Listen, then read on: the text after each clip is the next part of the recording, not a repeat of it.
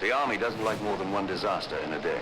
Looks bad in the newspapers and upsets civilians at their breakfast. I'm Bill Bupert, retired Army officer and irregular warfare practitioner and scholar.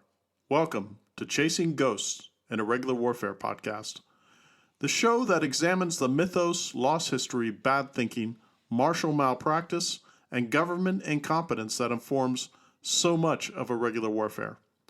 I want to peek behind the curtain at the vast machinery and briar patch politics of insurgency and counterinsurgency, and everything in between. Now, let's go ghost hunting together. Hello, this is Bill, and welcome to Chasing Ghost in Irregular Warfare podcast. This will be episode 062, Storming America, 1 year later. And what we're going to talk about is we're going to reflect on the year that has passed since I published my first episode of Storming America, which was March 4th of last year. That Storming America series, which I had originally thought would just be a couple episodes, turned into 5.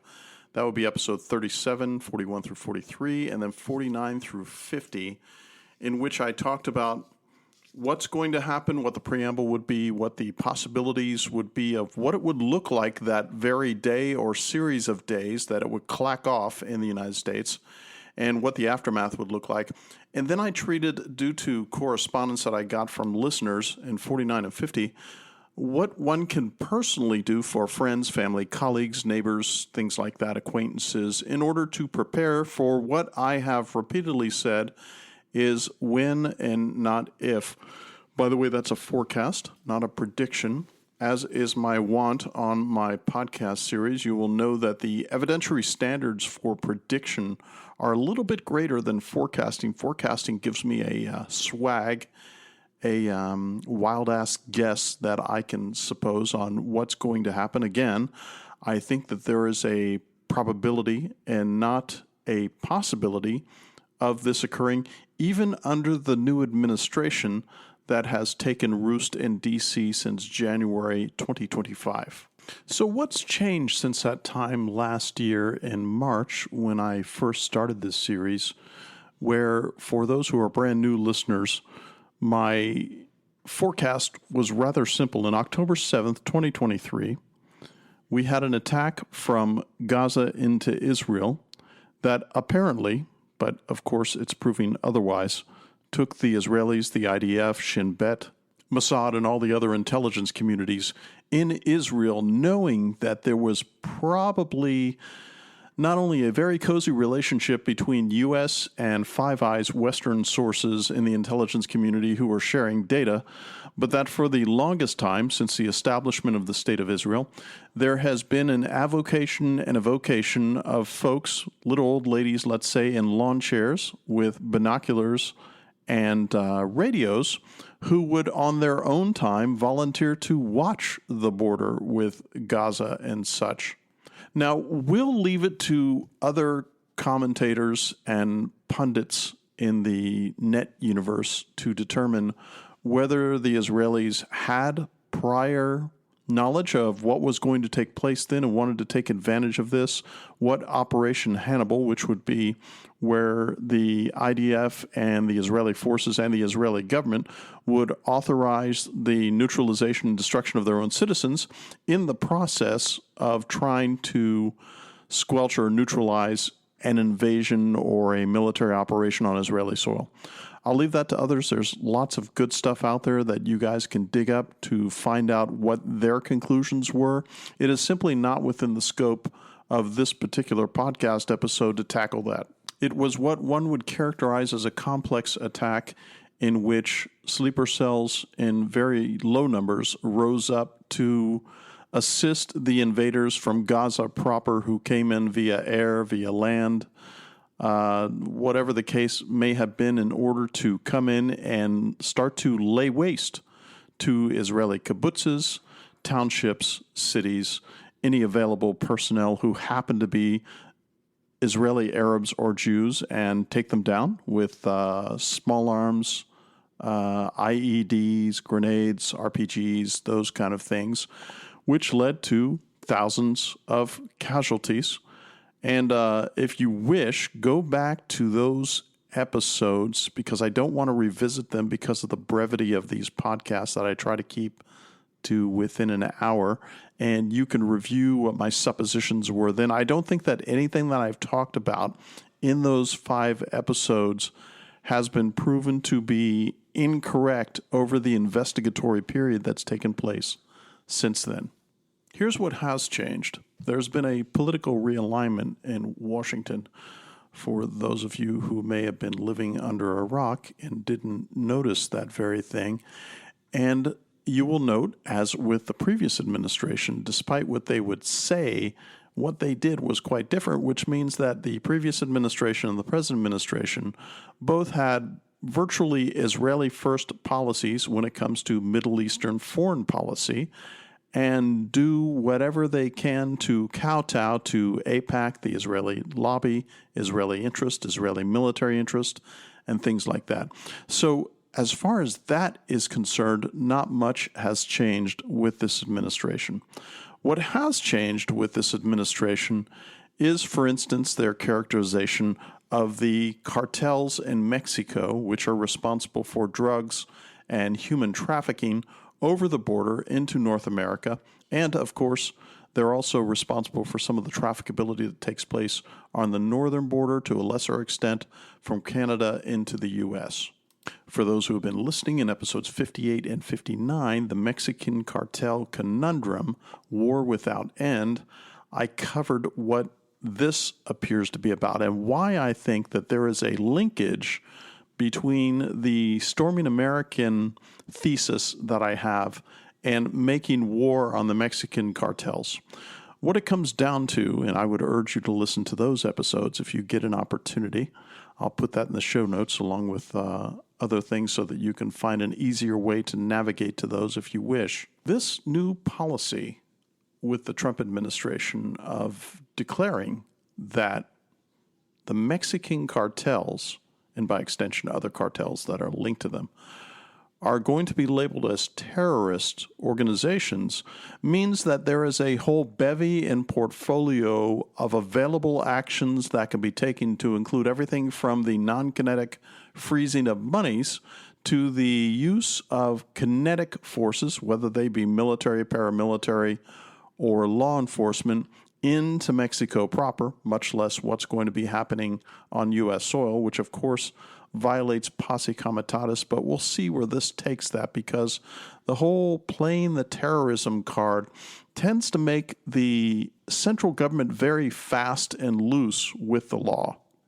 Now, I published my first episode on 4 March of last year, and it just so happens that the Cato Institute, the D.C. small L libertarian swamp monster advocacy tank, I don't think tanks are think tanks, but they advocate for whatever their agenda is.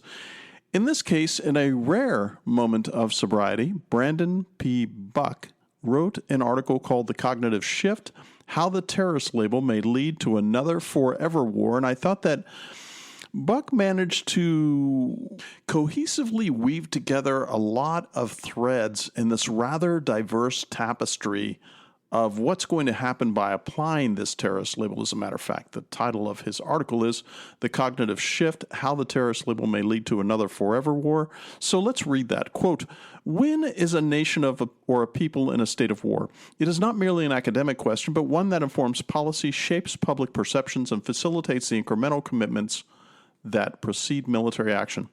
Since at least 2023, Republicans in Congress and President Trump have proposed designating drug cartels as terror organizations, thereby further blurring the divides between the two. President Trump recently followed through on his campaign promise to designate the drug cartels and other criminal organizations associated with narcotics trafficking as terrorist organizations. Now, mind you, I'm taking a break from this, end of quote. This is my editorial insertion. Caleb Carr gave what is probably the most succinct and accurate description of what terrorism is. And as you know, I'm very much into language specificity and want to know that we all have a consensus on what we're hearing at the same time. Caleb Carr says that in the Lessons of Terror, He defines terrorism as a practice of targeting enemy civilians to achieve political or military goals.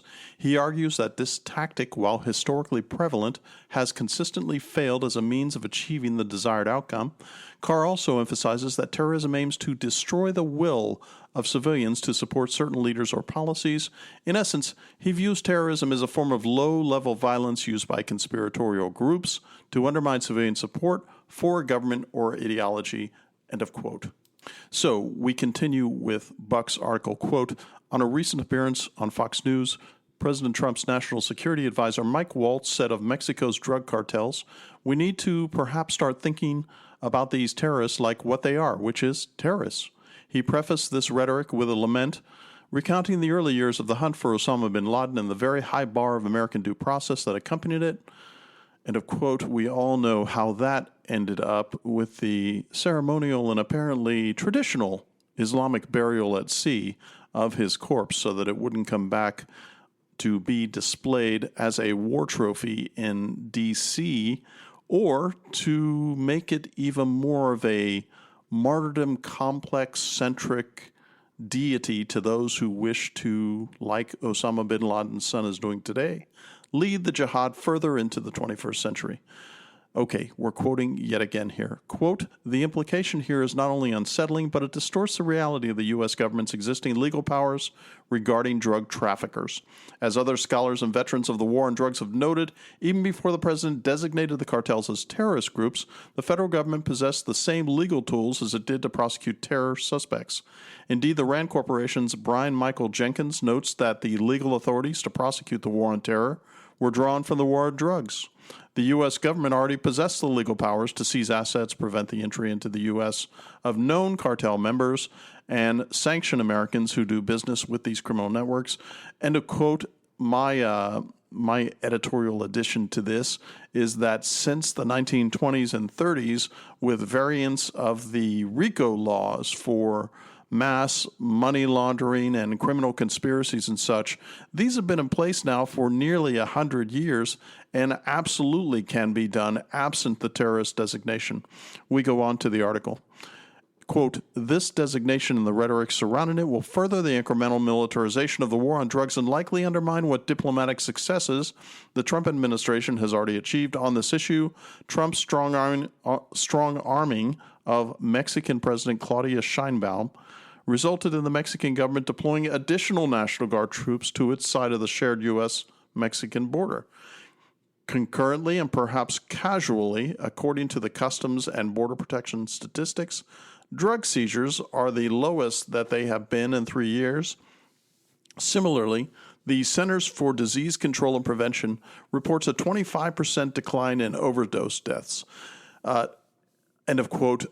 I want to add a couple things here, and that is, it is very tricky and I think a sad logical fallacy to conflate that because drug seizures are the lowest they've been, and that apparently in confabulation, CDC, the Center for Disease Control, they noted a 25% decline in overdose deaths.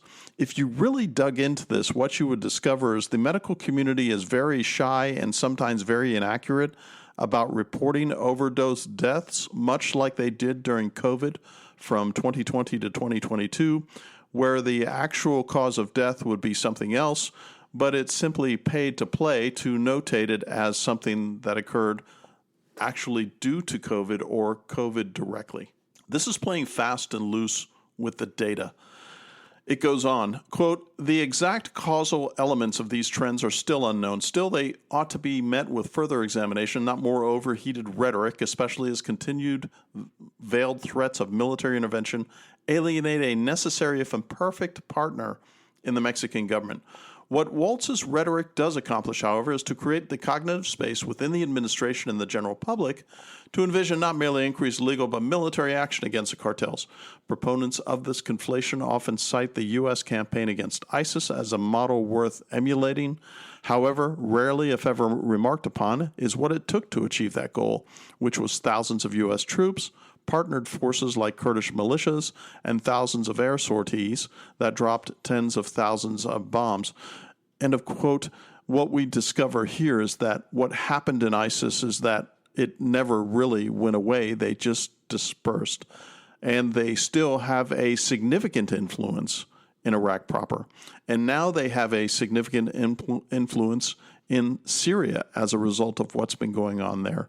So as far as successful military models that the U.S. has employed, we can look at the sterling record of stalemate and defeat since 1945 and know that when you see that, there may be beachfront property available for your purchase online in Nevada or Arizona.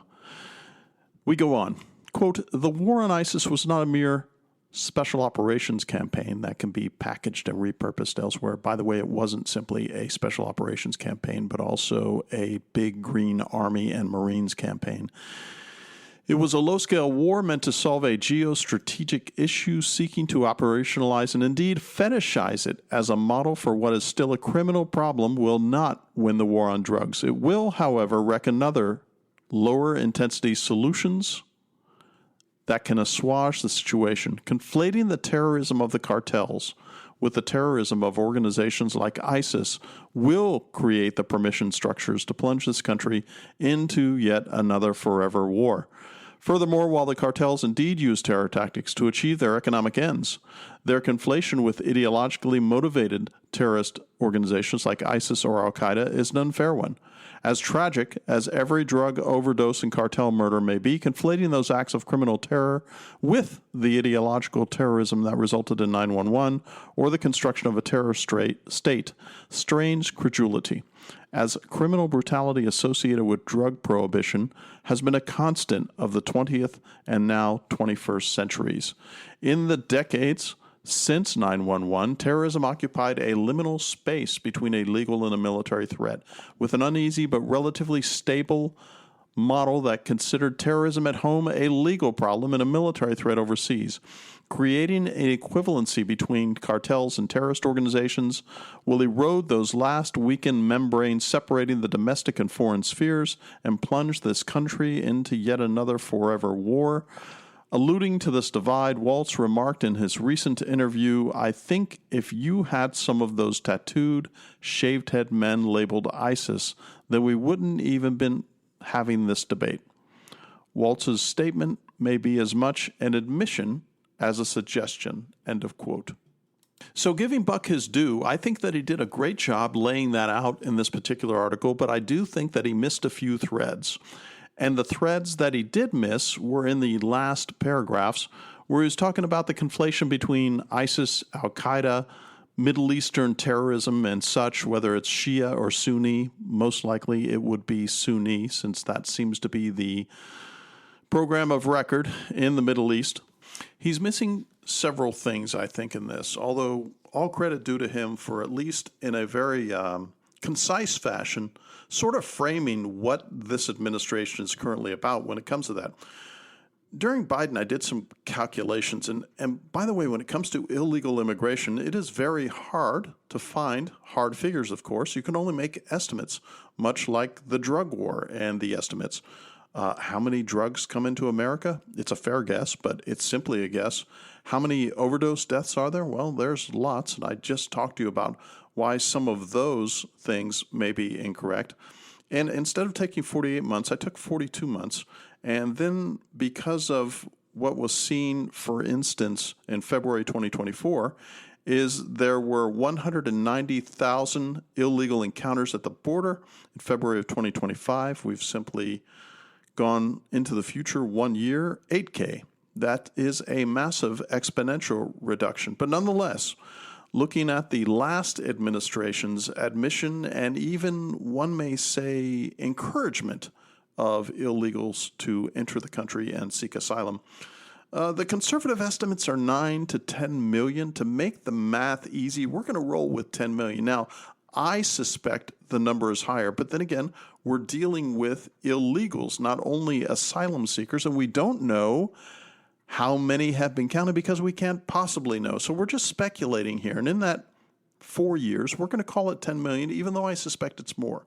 But to make the math easy, 10% of 10 million is 1 million. 1% of 10 million is 100,000. Now, what if we took a fraction of that 1% and we hearken back to what I proposed last year, that one could have 10,000 cell members in 1,000 10-man cells scattered about the fruited plain from the east to the west coast, cells possibly in Alaska, cells possibly in Hawaii. Those cells in Alaska, I don't know how much of a chance they would stand, because the atomistic distribution of privately owned weapons in Alaska is even greater on occasion than that one would find in higher concentrations like in Florida and Idaho in the continental United States. But nonetheless, as I mentioned earlier, that atomistic possession of firearms is going to be the wild card when and not if this certain event clacks off. Now, there have also been guests on the Sean Ryan podcast, to include one Sarah Adams, who was on the Sean Ryan show, I think it was in December, where she was talking about what I had been talking about 9 months earlier, about the possibility of these sleeper cells being activated in the United States and replicating on a larger scale, an upscaled operation, what happened in Gaza into Israel on October 3rd, 2024. Now, let's also keep in mind this was on the Sean Ryan show. And Sean Ryan identifies himself, I don't, as a Navy SEAL and CIA contractor. I have no doubt that the provenance of him saying that is true, that, well, he was both things. But the thing you have to know about the three-letter intelligence agencies is that you never leave those agencies. Sarah Adams, apparently, she's doing private stuff now because she left the agencies. The non-disclosure agreements and the publication requirements for vetting by these agencies, especially in the CIA, is just tremendous. So when you see former, I put that in air quotes, former CIA luminaries appearing on television or appearing on these long-form podcast shows, all hail the long-form podcast show. I think that it is changing the way people talk to each other in the 21st century, and I think for the most part, it's all for the better. When you see these people there, always make the assumption that whatever they're saying has been vetted by the agency that they were apparently formally affiliated with. And again, full disclosure, even though I did this 9 months earlier than Sarah Adams did when she came on the Sean Ryan show, and she's been on there several times, and I urge you to go there and listen to it. My homage is to William Fortune, who wrote Day of Wrath, and Kurt Schlichter, who wrote The Attack. They were the inspiration for me starting the Storming America podcast. So I'm not taking ownership of being the sole proprietor of making this forecast that this thing is going to happen. So what I'm saying is that when you look at these numbers that I just distilled, and 1% of all of the illegals that came into the country during that 4-year period of time is still 100,000 human beings.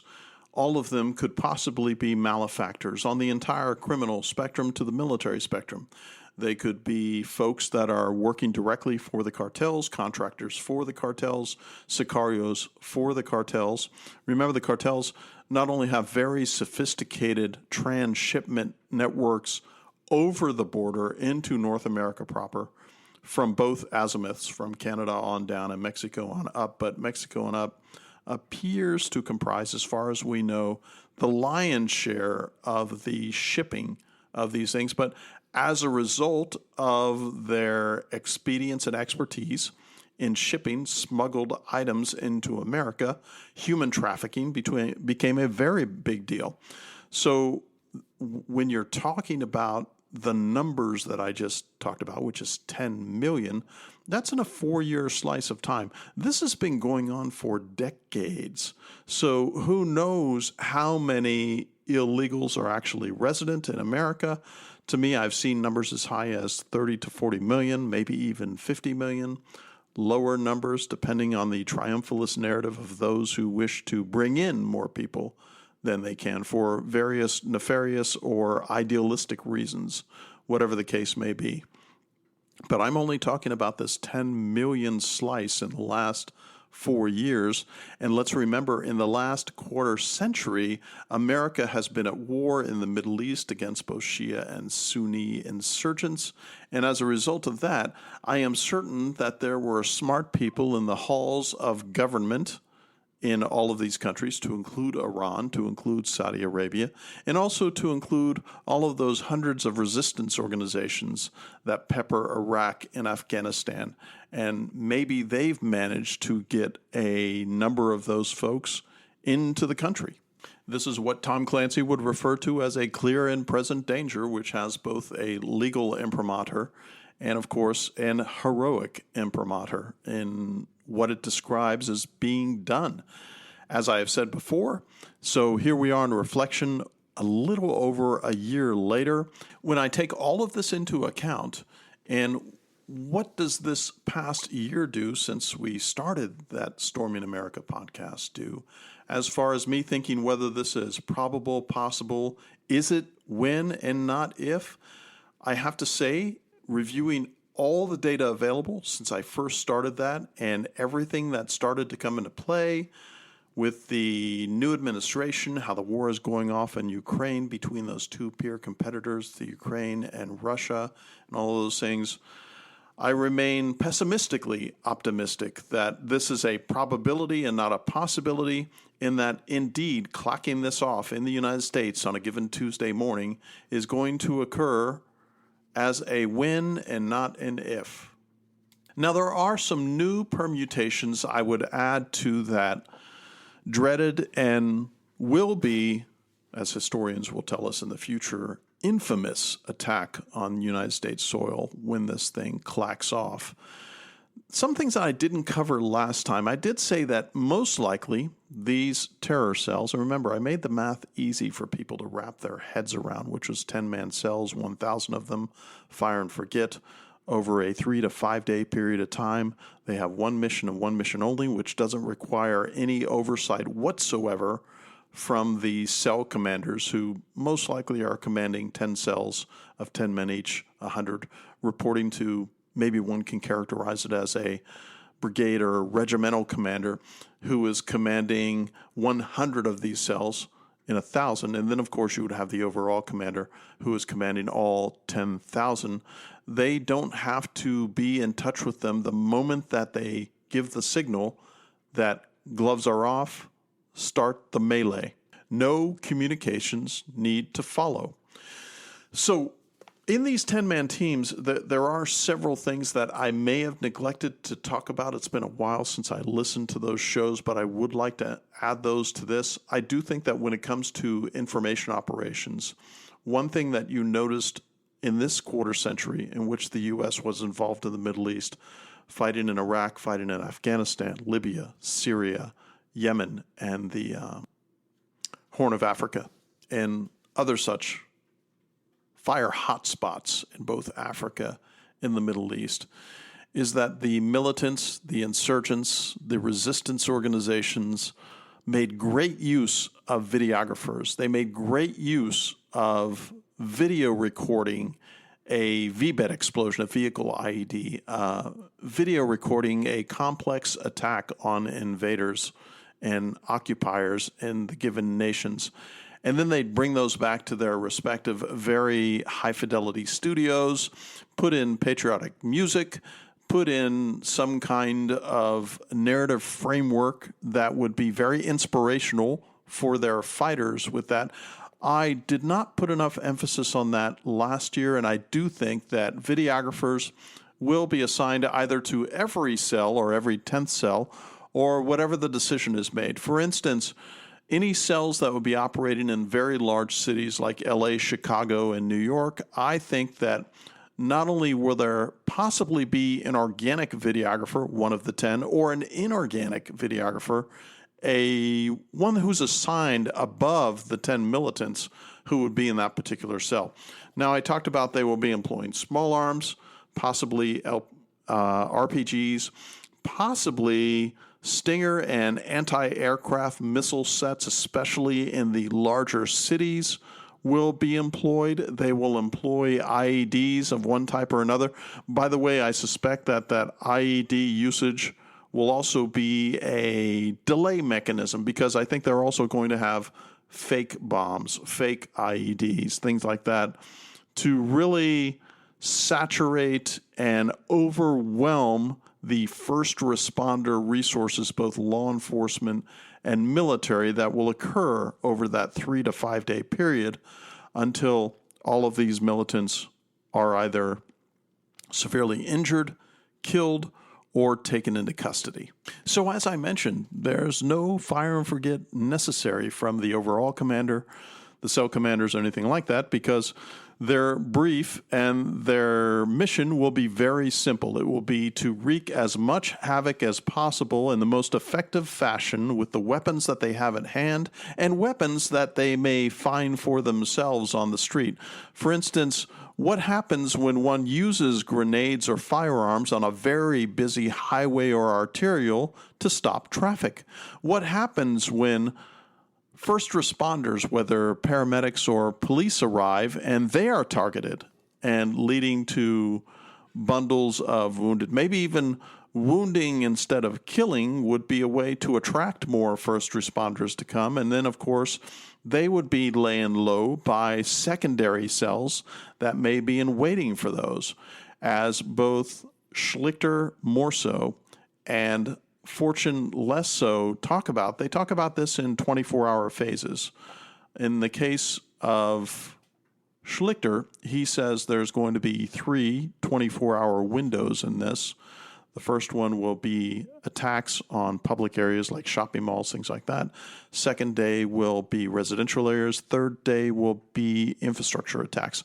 I'm not certain of what the mix will be. I suspect that they will customize and tailor it possibly to the cities that they happen to be in, or what the effects are that they're trying to achieve during that period of time until all of these militants assume room temperature, either at their own hands through suicide bombing or at the hands of atomistic first responders, like a person who happens to be privately carrying a firearm who is able to engage them immediately, or law enforcement, or within 24 hours, and I think it will take longer than that, a military response on U.S. soil to these attacks.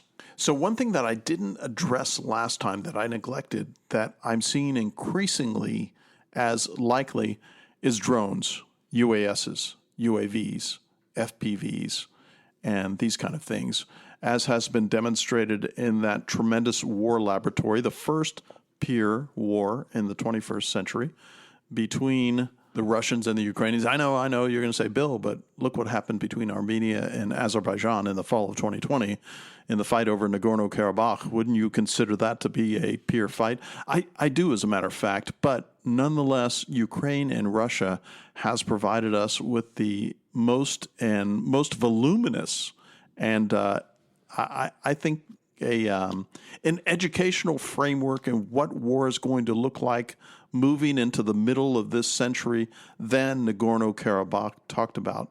If you want further information on that conflict, listen to episode 47, Nagorno-Karabakh, A Dark and Robotic Future. But one thing that I didn't consider is that I saw the startling article the other day that said that 75% of all casualties, apparently on both sides, in this case, the Ukrainians are making the claim for themselves, and the Russians are not really saying yay or nay, but 75% of all battlefield casualties in the Russian-Ukraine conflict, remember this conflict's been going on for almost 3 years, happen to be because of UAVs, UASs, FPVs, and drones. 75%. So because of drone technology, sort of Moore's Law-like, driving the cost of these drones to such a low level and making them so much more effective at what they do, I do think that that is going to be part of the toolkit. Some of the things that the malefactors in this attack on America that I'm talking about with the Islamist cells, I do think drones are going to be part of this. Now, will the drones be used in an ISR fashion, intelligence, surveillance, and reconnaissance, where they will loft them so that they can get a better read on what's happening around them, maybe even use them as third-party targeting venues? Possibly. But I do think weaponizing drones and such is going to become more and more important. For instance, what would happen with a drone where they can't access a propane storage facility because of fences, gates, guards, security, that kind of thing, but they just so happen to be able to take a road flare and however they would trigger that, detonate it on a UAV or a UAS or an FPV drone, whatever the case may be, they can pop up, fly that over a propane tank field and go in there and cause some significant damage. By the way, road flares can cause significant damage if used in creative fashions. For instance, what's going to happen behind all the supermarkets in America if where they crush all the cardboard or things like that, someone happens to go buy all of those in pre-recorded and pre-planned fashion, and you start popping road flares on those and causing fires at grocery stores or wherever that kind of terror wants to be implemented. The kit bag that the terrorist cells will employ is going to be, well, it's only limited by their imagination, if not the martial imagination of the intelligence estimators in the West, to try to forecast and predict what that's going to look like. The Bulletin of the Atomic Scientist has a doomsday clock in which, since the 1950s, if not the 60s, they are predicting by minutes to midnight how close we are to a nuclear world war or maybe even a regional war, and that would happen. The minutes have been ticking closer and closer. What I'd like to do is I'd like to steal that from them and tell you that the minutes to midnight on the clock of what I'm talking about in storming America with these terrorist cells clacking off is even closer now than it was last year when I broadcast this, because of what this administration has decided to do in taking the cartels to task in what is potentially a military fashion.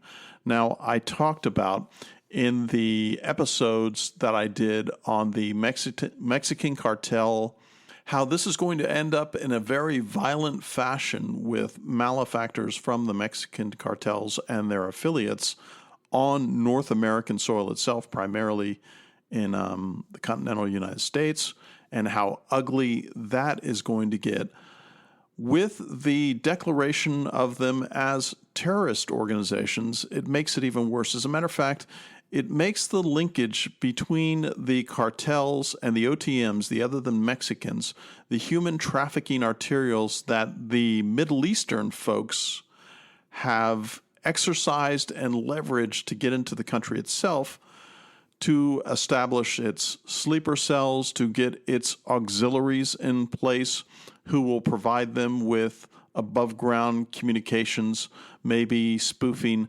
maybe overwhelming of 911 emergency calls on that fated day when they do start their violent attack on America.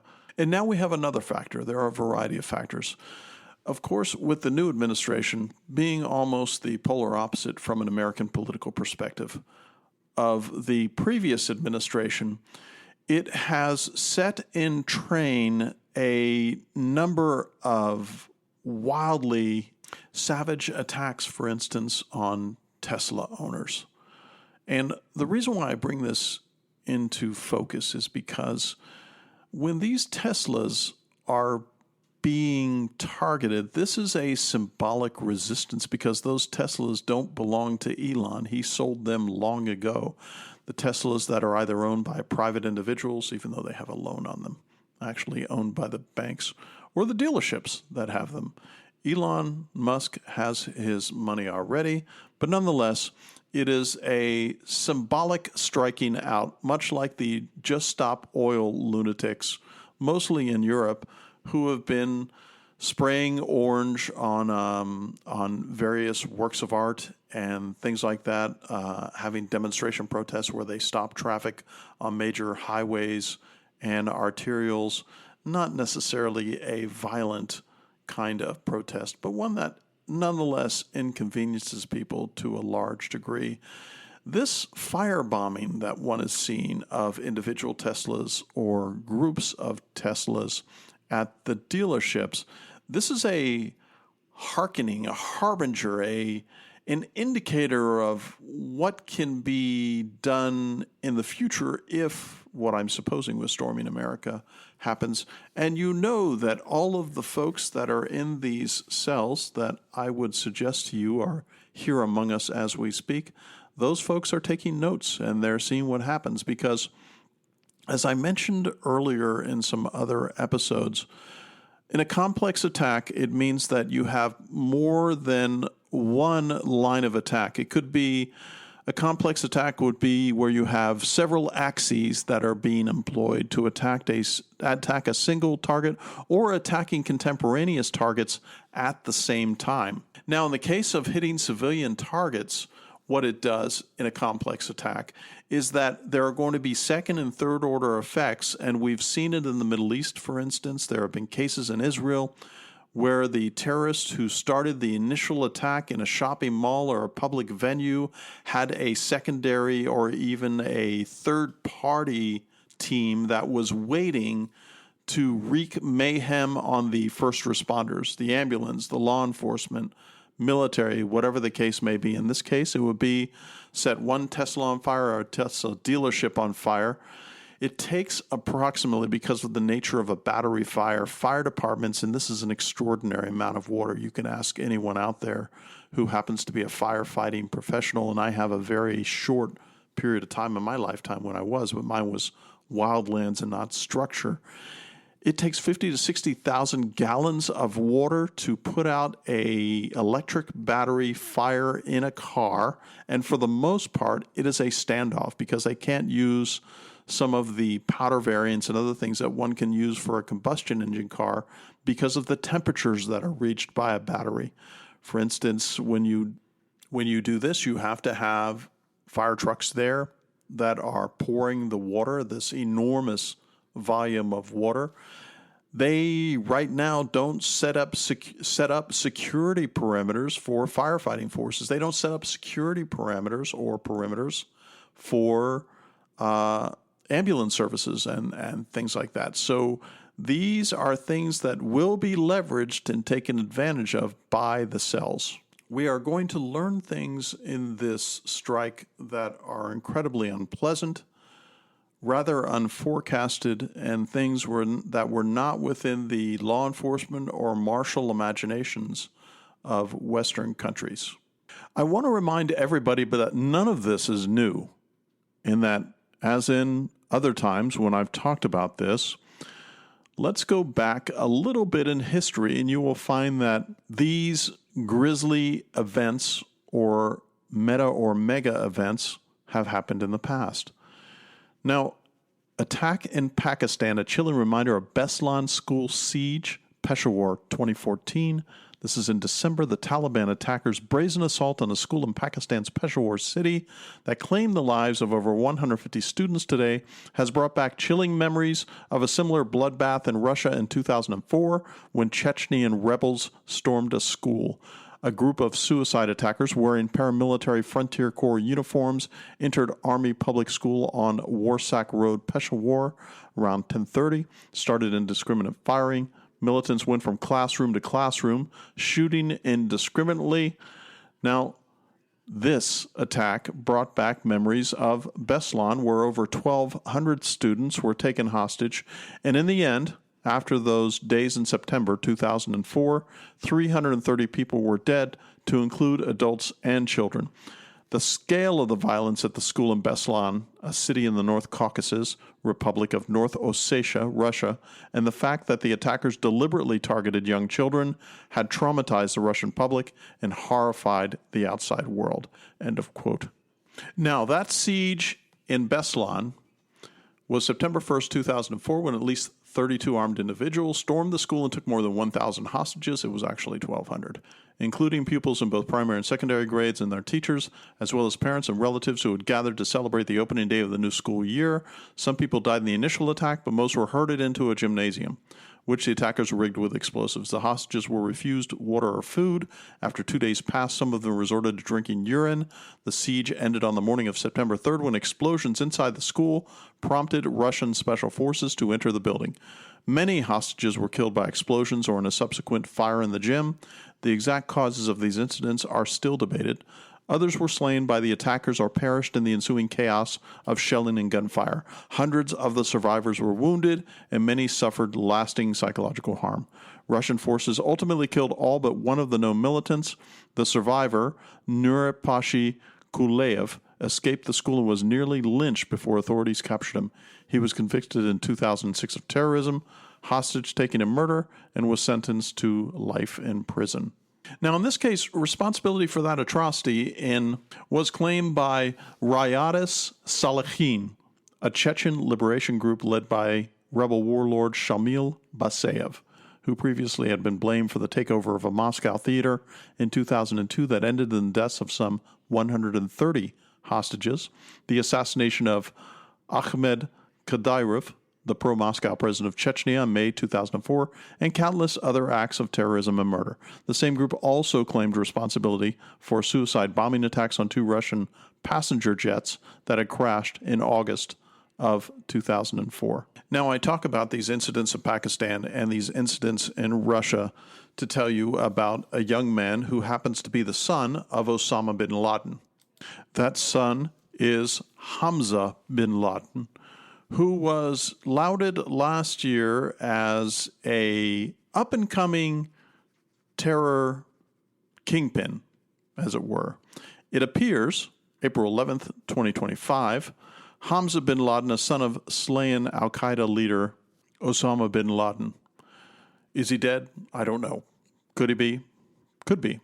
But nonetheless, what it shows you is that these masterminds and crafters of mass terror policy are alive and well and given every incentive by the West because of the West's behavior towards the Middle East, and in this case, their behavior towards his father and such, and you discover that you can't kill them all off and that there are dozens, if not hundreds, queuing up, whether it's going to be a Chechen offensive or the folks responsible for that attack in Pakistan, or the folks responsible for the Mumbai attacks in 2008, or any number of them where if the kinetic targeting complex that seems to be so beholden and has smitten the current authorities in power in government, and by the way, I'm not saying it's simply this administration or the previous administration because of the permanent bureaucracy,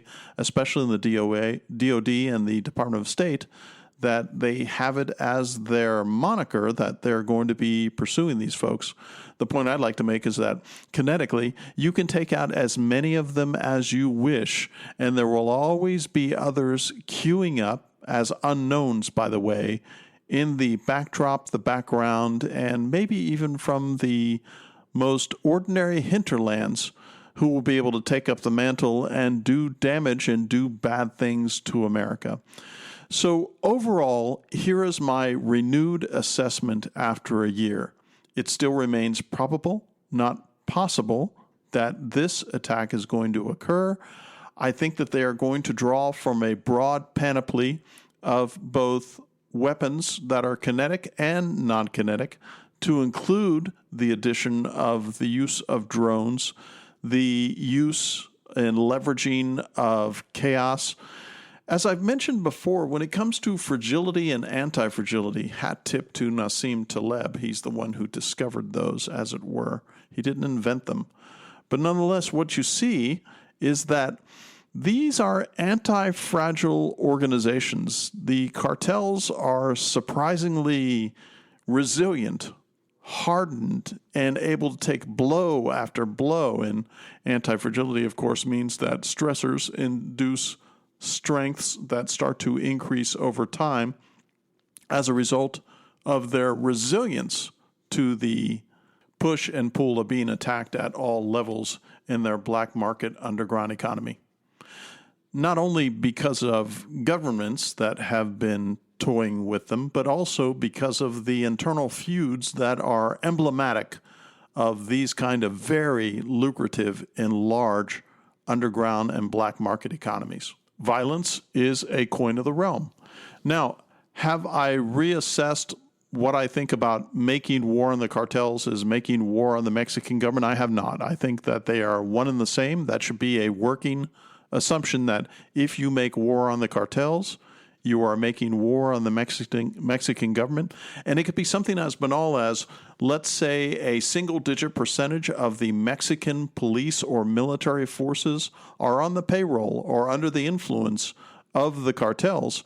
And also, inevitably, when it comes to kinetic actions that are performed by America with the DOD or maybe external law enforcement complexes around the world, as I've said again and again, if you kinetically target, you will inevitably maim and kill women and children, which means that you will increase the steel in the spine of the resistance, and you will increase their numbers, dare I say, exponentially, of those who are not only going to be the trigger pullers, but those who are going to be the auxiliaries, those who are going to be the ones who will casually let them know on a cell phone what they've observed as far as the trafficability of military convoys and things like that. So I don't hold the greatest hope that because of the new administration, the threat that I forecasted last year of this Islamic terror cell event in the United States that is upscaled and upgunned from what happened in Israel in October 7th, 2023. But I think we have to keep our heads on a swivel. We have to be cognizant of what's going on around us. We can't go out there and condition white. I would urge you all to look at Jeff Cooper's color scale of situational awareness and situational understanding to get what that is alluding to. I'd like to close with reading a passage from Timothy Phillips' book, Beslan, The Tragedy of School Number 1. Quote, everyone started heading towards the local hospitals in the late afternoon. It became clear that there were fewer and fewer survivors left in the school, and those bystanders who had failed to see their loved ones escape had no choice but to hope they had taken to casualty. They first checked in Beslan's hospitals and then turned to Vladikavkaz, but the roads and telephone lines were blocked and many people had to wait until early the next morning to hear definitively where their relatives and friends had been taken. For Gardner Ruslan Bokayev, the news was good. After checking the local hospitals, he phoned friends in Vladikavkaz and heard that 16-year-old Stanislav was in hospital there, injured but alive. Later, Ruslan heard that he had survived because of the unusual position of his heart. The wound he received in the torso would have pierced a normal person's heart and killed them, but he had survived. His larynx had been temporarily severed, and a piece of shrapnel had lodged in his lungs from behind. They turned out to be minor injuries, but he still has 3 pieces of shrapnel in his body even now. Much worse were the boy's long-term psychological problems. Ruslan said he's alive. He walks about, but the problems are all in his mind. When he sees anything to do with it on television, even the trial, he starts to foam at the mouth. His hands start shaking, and he makes me turn it off. Many other parents got the news that they had dreaded. Though he had been told at lunchtime that his son had escaped on the first day of the siege, Kazbek Rubayev knew better and went to the hospital to learn the truth. He watched as a friend found his son in the morgue. He hugged his child and cried. Then Kazbek searched all the other hospitals he could think of. The absence of information was an answer in itself, but the remains of 15-year-old Kasan's body weren't pulled from the rubble of the school for a further 2 days. Rita Tibalova, who had waited so patiently for news about Agunda, also drew a blank at the hospitals. Of course, I found nothing. We looked for her in the morgues, but she wasn't there either. We kept going back to the morgues as regularly as we could. We touched the bodies and looked at their teeth to try to recognize our own children. When eventually they found her, she was unrecognizable. Half of her body had been completely burned away. It is an indication of the scale of the tragedy of School Number 1, as well as the inefficiencies of Russian bureaucracy, that accurate figures for the number of hostages and the number of dead and injured have never been compiled. However, by the end of the siege, Some 330 hostages were dead. At least 188 of them were children. A further 610 hostages were injured or needed treatment. No fewer than 356 of them were children. The school lay in ruins, and everywhere across the town, deep wounds had been created that will never be healed. End of quote. I would urge you to read that book if you get a chance. That is Beslan, The Tragedy of School No. 1 by Timothy Phillips, where he covers that 2004 event. I leave you with that as a grisly reminder of what we may face and the terror and the horror and just the bad news that is going to be emblematic of this event when and if it occurs. For those of you who are interested in finding ways locally to maybe harden or make yourself more resilient if this were to clack off, I urge you to listen to episodes 49 through 50, where I go through some personal measures and countermeasures that one can take up to make yourself a little more hardened to what I consider to be the inevitable. So, thanks for listening. This is Bill, yet again. And if you wish to get in touch with me, you can go to cgpodcast@pm.me, cgpodcast@pm.me. Happy to hear from my listeners. If you happen to be listening to this on your favorite podcast vendor, be sure to leave stars or a review. I will be forever obliged. I have a Substack, which is in the show notes, in which you can go to this particular episode and leave comments. And I love to start conversations about these to see not only what you think about the particular episode. You can call me out in a gentlemanly fashion on what I may have gotten incorrect, and I can put those corrections in train. And just interesting to have the conversations, the questions and answers afterwards. So with that, I wanted to thank you for your solicitude and listenership. This is Bill, out.